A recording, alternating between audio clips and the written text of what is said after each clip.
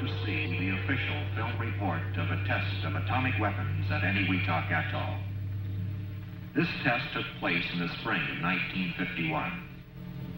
It was carried out by the 8,500 members of Joint Task Force 3, men drawn from the Atomic Energy Commission, its contractors, military, industrial, and educational laboratories, and from the Army, Navy, and Air Force. Casada, United States Air Force. Dr. Alvin C. Graves, Los Alamos Scientific Laboratory, Deputy Commander, Joint Task Force 3, and Scientific Director of the program.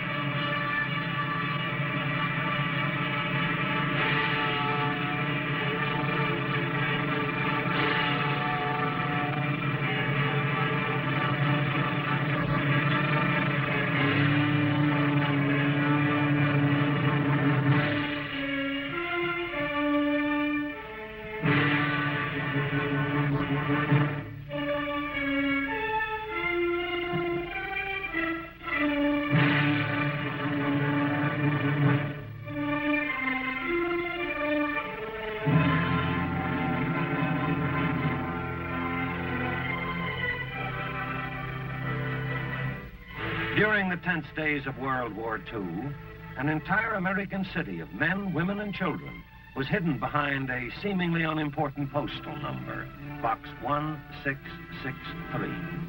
Today, such secrecy is no longer possible. Today, the city boldly and proudly parades the normal pattern of American living. This now appears to be an average city of schools and playgrounds, of houses and apartments, a place to live where men and women can feel at home. But for all of these things, the city is not an ordinary city.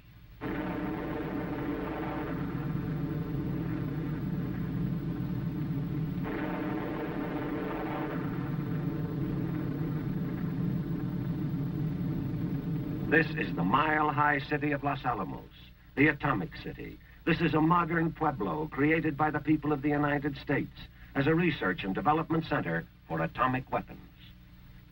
This is still a city where citizens take for granted security fences, guards, passes, caution.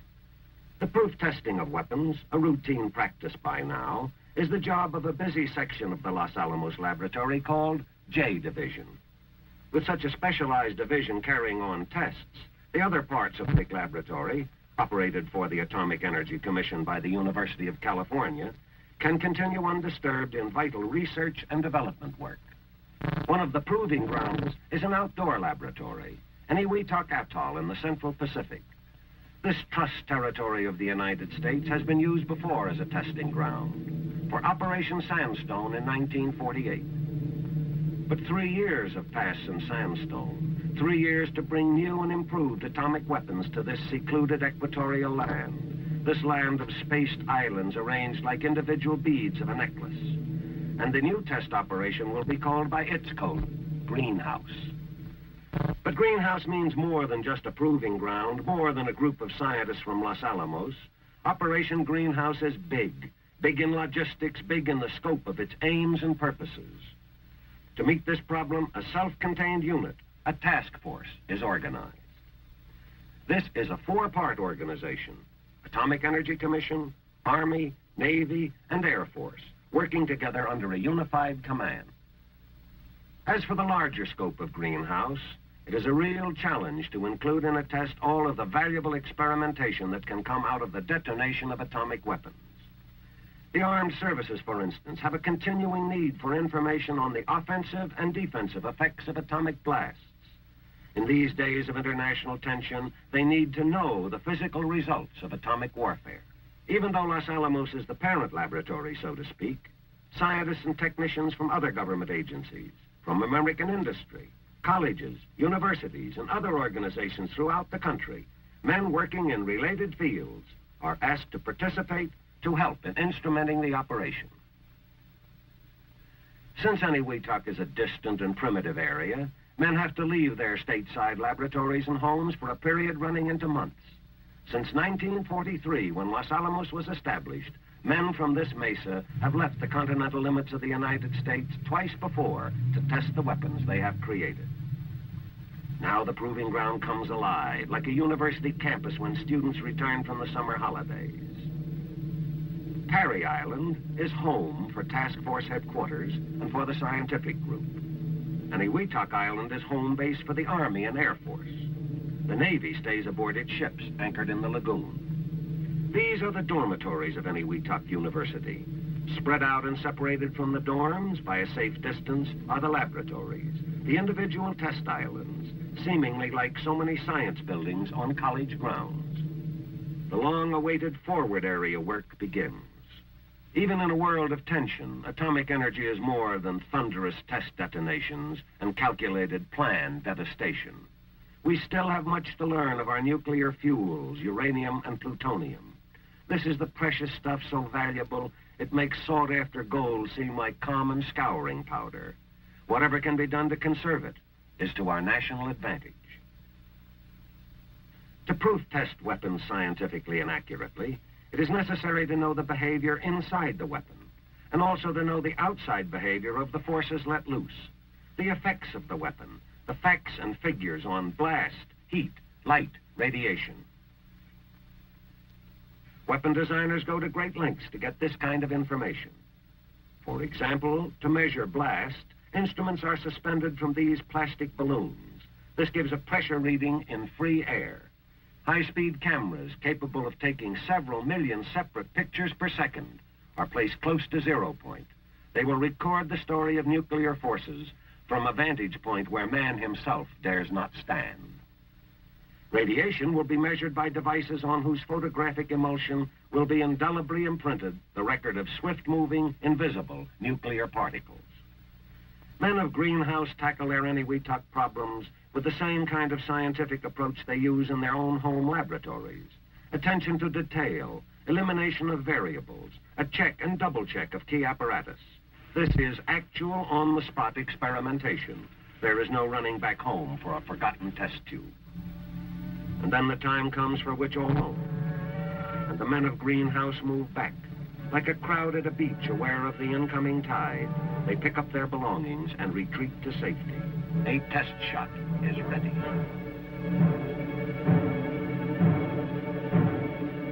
Watch an atomic test. Watch.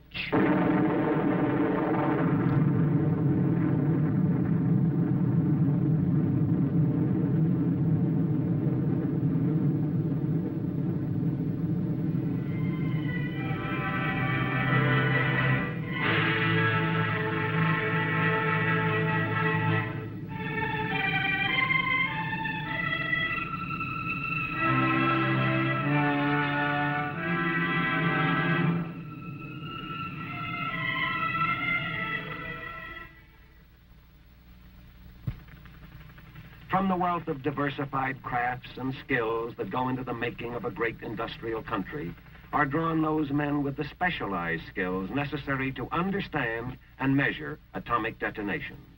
But to maintain these men, to carry on a weapons test on this specific outpost, support is necessary. Not alone technical support, but the kind of support concerned with just plain everyday living. There's a detail like food, for instance. It takes more than a picnic lunch to keep 8,500 hard-working men happy. And it's no trick at all to get hot and dirty and dusty. If you don't believe it, try a coral atoll sometime. Water is the answer, but water is a crucial commodity. It has to be pumped from the coral beds, then distilled to remove the brackish salt. And then there's the problem of getting to and from work. Most of the time, walking is out of the question, unless you have a natural tendency to be amphibious. Small boats ply between the various islands of this giant lab in the middle of an ocean, and light planes are in constant demand for shuttle service between the islands. Although the armed forces perform the unheralded but necessary job of supporting Operation Greenhouse, it is not their principal role. Like the Atomic Energy Commission, the Army, Navy, and Air Force are here to learn. This is a chance for them to study a weapon still new to warfare. The more the services know about the effects of atomic weapons, the better able they will be to use them, if necessary.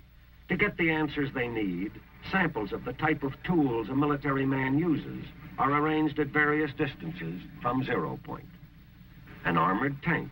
This powerful land weapon of the Army has instruments mounted inside, which will record the amount of heat an atomic bomb creates in the interior of a steel hull, how much radioactivity, how much pressure.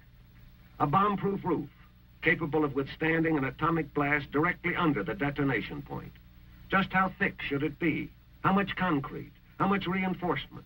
By studying this building, representative of structures in industrial areas, the Air Force will gather data on the effect of atomic bombs on potential industrial targets. What will happen to this airplane wing when blast and heat hit it? What will be the effect on this fuselage? To be more realistic, these aircraft will actually fly into the blast area and record the results. They will find out how close an aircraft can come to the heart of the explosion without suffering serious damage. All of these things to learn more about the tools of atomic warfare. At Joint Task Force 3 headquarters on Parry Island, the commander and his staff make their final decisions for another 0 hour. Weather information from the scattered outlying meteorological stations, from the reconnaissance squadrons, comes funneling into headquarters. Precipitation, winds aloft, cloud cover. The weather situation is good. The decision is made. Now, in dramatic pre-dawn darkness, the drone aircraft are ready to take off on their missions. Giant planes without a living man on board, and with all their tons of weight and thousands of horsepower, flown by a remote control officer on the ground through an incredible gadget in his hands. On signal, the first safety crew abandons its drone. Comes now the fantastic achievement of a 4-motor bomber taken safely off into the air by those distant magic fingers, which then, with even mightier magic, switch the manless controls of the drone aircraft to a mother plane aloft. Each mother hovering impatiently to take its crewless baby on through the darkness, guiding it into the unknown.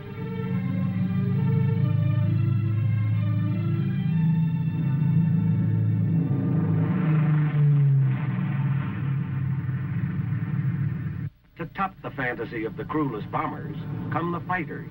For the first time in airplane history, drone jets, pilotless, crewless, at super speed flown up into the night sky, controlled only by a driver and overdriver in other jet aircraft who electronically guide the destinies of their jet drones.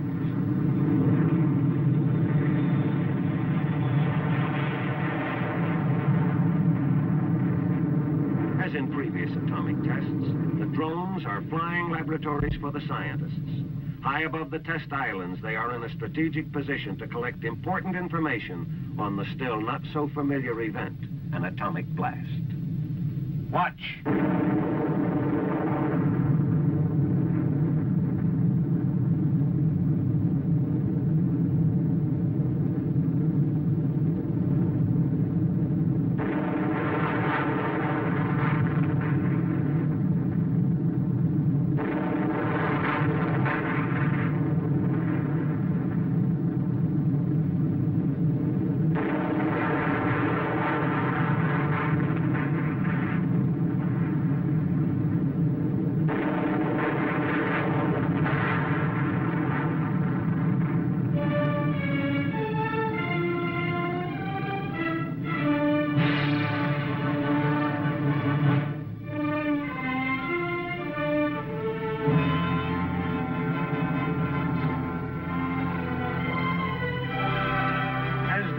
Services bring themselves up to date with the results of the latest atomic weapons, the men of science are thinking beyond current weapons.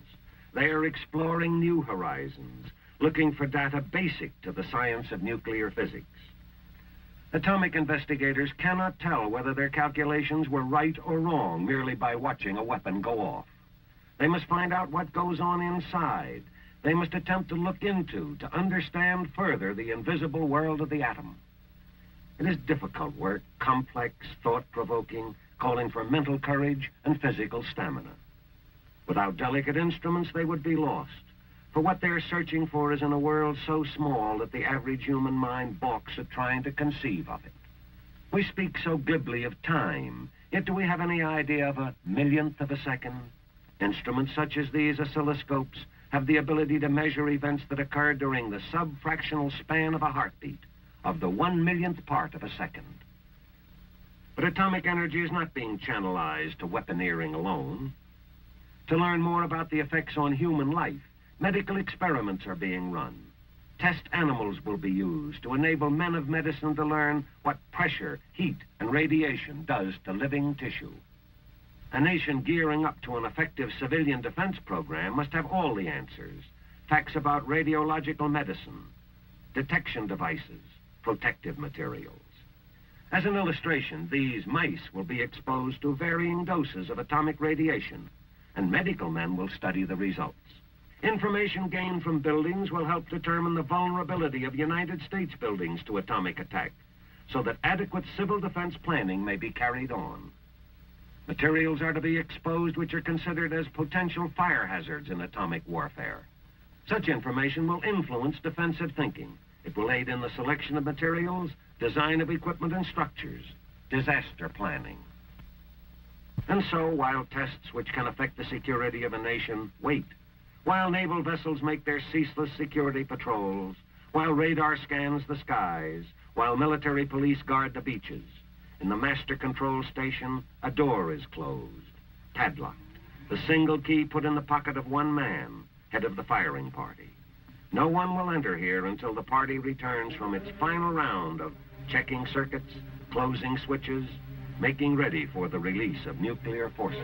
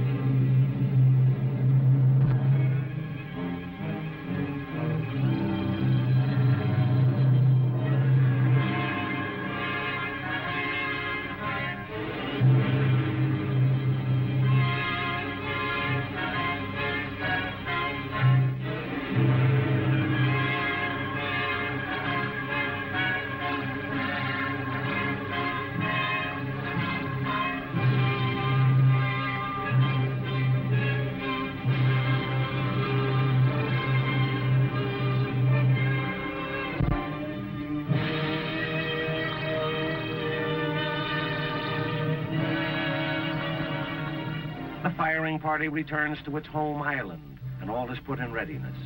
Before the break of day, another momentous blast will light the pre-dawn sky over Enewetok, set into being by a mechanical gadget called a sequence timer.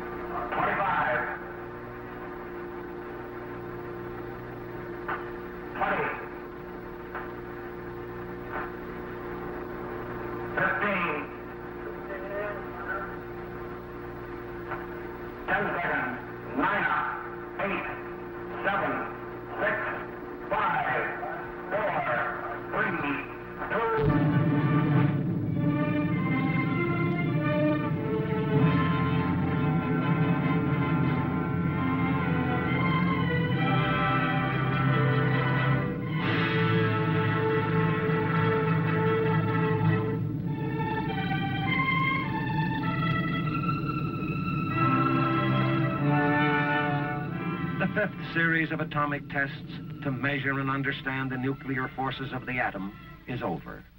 Enewetok, a proving ground, shrinks again to garrison size. But preparations must be made for another series of experiments. The need for continuing tests of atomic weapons is self-evident. We need now, as never before, to expand our knowledge in the field of atomic weaponeering. If any one group of people recognizes the urgency of time, It is the people living and working on this isolated mesa in New Mexico. The men of Los Alamos return to their mile-high, security-guarded laboratory to continue with the development of nuclear weapons and important research in many other aspects of the atomic energy program. The people of this mesa well know the important responsibility placed on them. For what answers are found within a seemingly insignificant building, what happens behind the wire fences, what a man carries home with him, and for security's sake will not speak of. These things are vital to Americans everywhere. The city once secretly hidden behind Post Office Box 1663, today is so actively and openly engaged in the atomic energy program that it can no longer be cloaked behind a postal number. For this is the city designed and dedicated to the study of nuclear forces in the atomic age, a study which concretely means to the American people that new, improved atomic weapons have been developed and proof-tested. The nation's stockpile position has been bettered. We have added another stone to our small pile of knowledge about the complex nucleus of the atom. We have gained important offensive and defensive knowledge on the effects of atomic blasts on military equipment. We have also learned necessary, realistic lessons for our own protection. We have studied defense for the individual, defense for the nation. As a result of atomic tests, such as Operation Greenhouse, we are gathering the know-how, the strength to defend that which we prize so highly, the land that is our heritage, this land that is our home.